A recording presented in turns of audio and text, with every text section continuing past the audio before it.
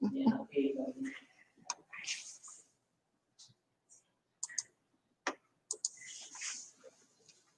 bertemu lagi bersama Pak Widi Handono dalam pembelajaran ekonomi kelas 10. Pada kesempatan pertemuan hari ini, kita akan membahas materi pada kompetensi dasar 3.1. Tujuan pembelajaran kita yaitu diharapkan kalian dapat berpikir kritis dan kreatif dalam mendeskripsikan kelangkaan dan biaya peluang, kemudian kreatif dan terampil mengkomunikasikan hasil identifikasi faktor-faktor penyebab kelangkaan dan penentuan biaya peluang dalam memenuhi kebutuhan. Sehingga materi pembelajaran kita yaitu kelangkaan dan biaya peluang. Sebelum kita membahas lebih lanjut ke materi kita, kalian perhatikan gambar berikut ini. Ini gambar apa, anak-anak? Ya, ini adalah beberapa judul surat kabar online yang terbit pada beberapa waktu yang lalu pada saat virus corona sedang merebak di negara kita.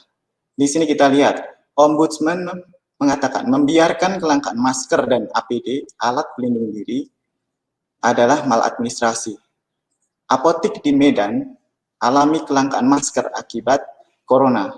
Kemudian yang di sini, Polri mengatakan masker hand sanitizer langka karena permintaan tinggi. Dan yang terakhir di sini, ini penyebab kelangkaan dan mahalnya masker di Jakarta. Nah, dari judul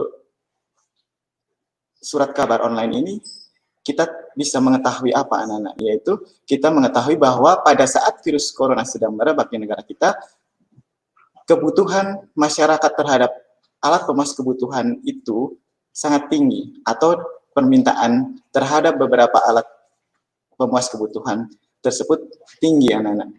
Alat pemuas kebutuhan apa saja dalam gambar ini atau dari berita ini apa? Yaitu yang pertama adalah masker, kemudian hand sanitizer, dan APD atau alat pelindung diri.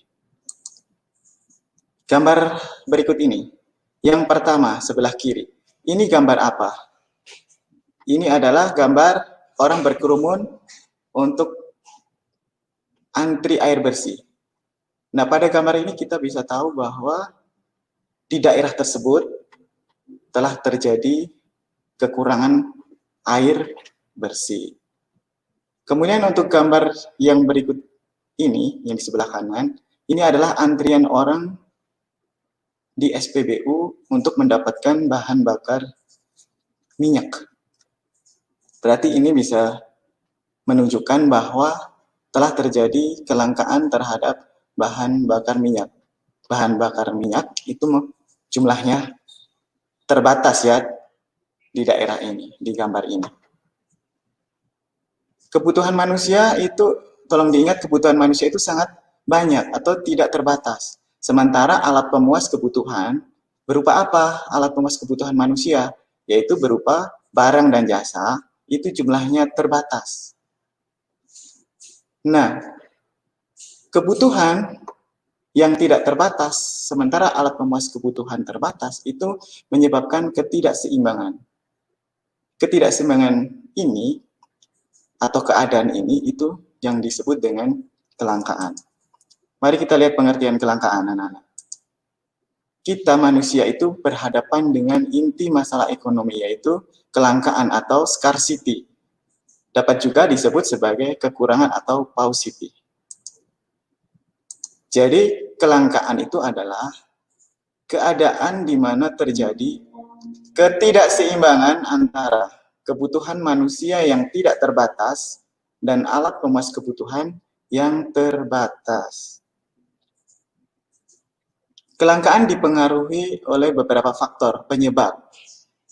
Apa saja penyebab kelangkaan itu? Yang pertama, keterbatasan sumber daya.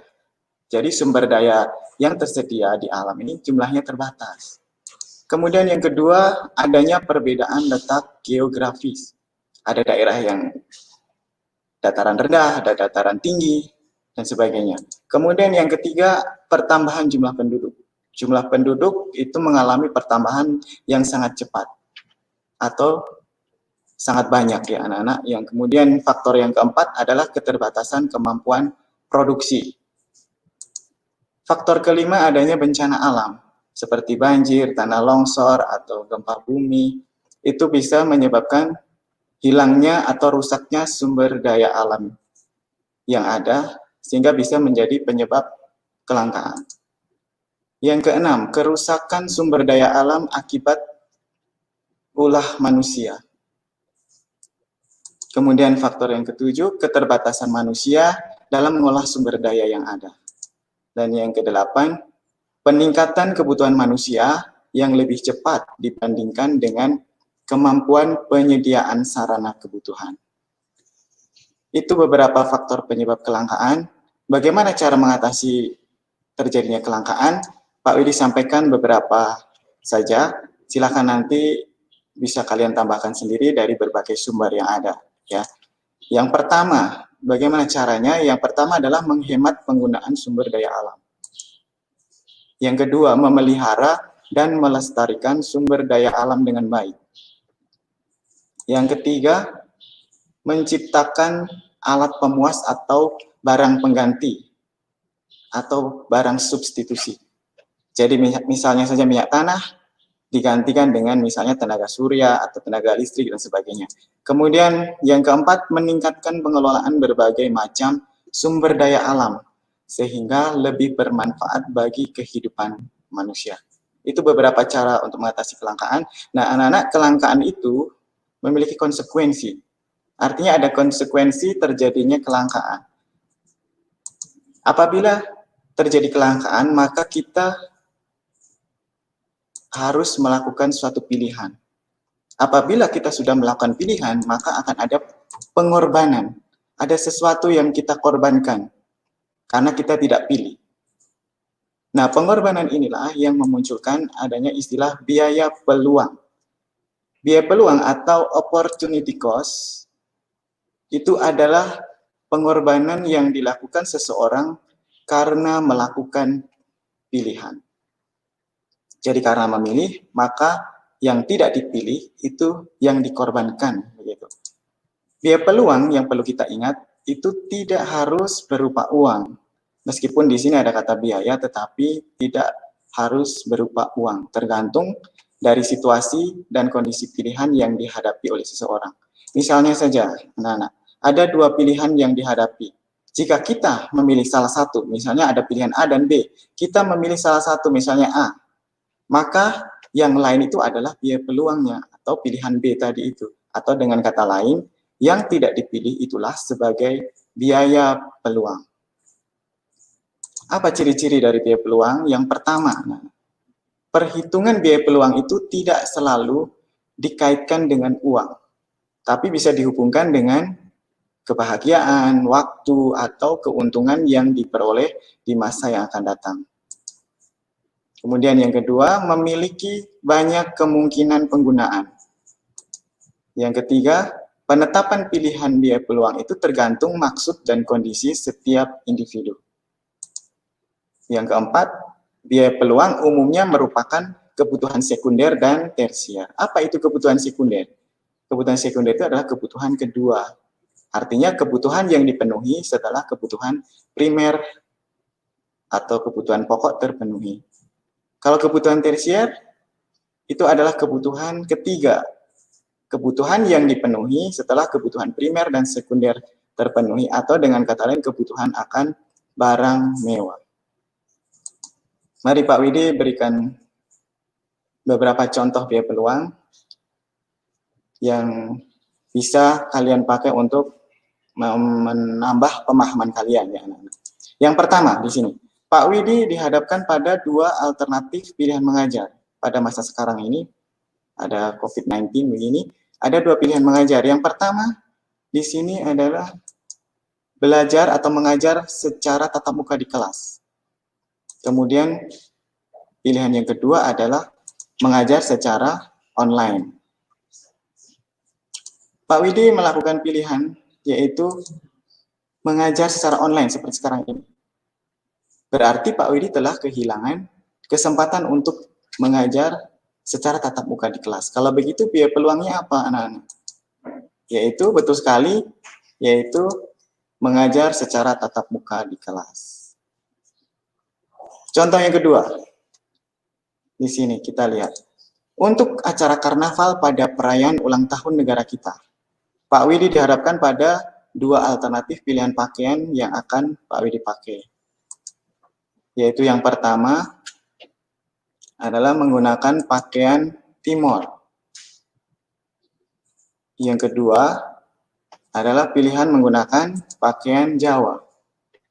Dengan pertimbangan tertentu, Pak Widi akhirnya memilih untuk menggunakan pakaian Timor. Berarti di sini Pak Widi kehilangan kesempatan untuk menggunakan pakaian Jawa. Berarti biaya peluangnya adalah yaitu menggunakan pakaian Jawa. Bagaimana bisa dipahami anak-anak? Pak Widi harapkan kalian bisa memahami ya. Nah, untuk contoh yang ketiga, yang terakhir ya.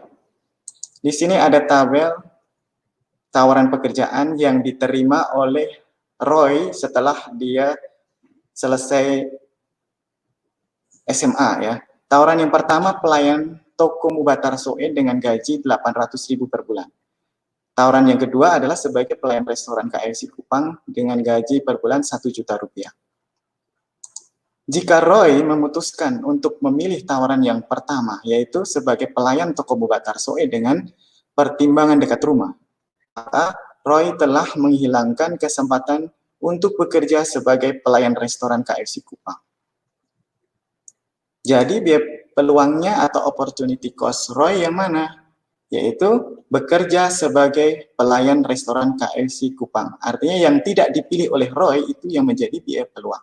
Besarnya berapa? Yaitu sebesar 1 juta rupiah per bulan. Sebelum kita akhiri kesimpulan pelajaran kita apa hari ini? Yaitu kelangkaan itu adalah keadaan di mana terjadi ketidakseimbangan antara kebutuhan manusia yang tidak terbatas dan alat pemuas kebutuhan yang terbatas.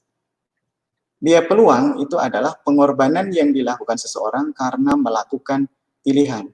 Perlu diingat, biaya peluang itu tidak harus berupa uang, tergantung pada situasi dan kondisi pilihan yang dihadapi seseorang. Nah, anak-anak, demikian materi yang bisa Pak Widi sampaikan. Untuk tugas berikut ini, kalian bisa kerjakan melalui e-learning sekolah. Yang pertama, identifikasilah faktor-faktor yang menyebabkan terjadinya kelangkaan.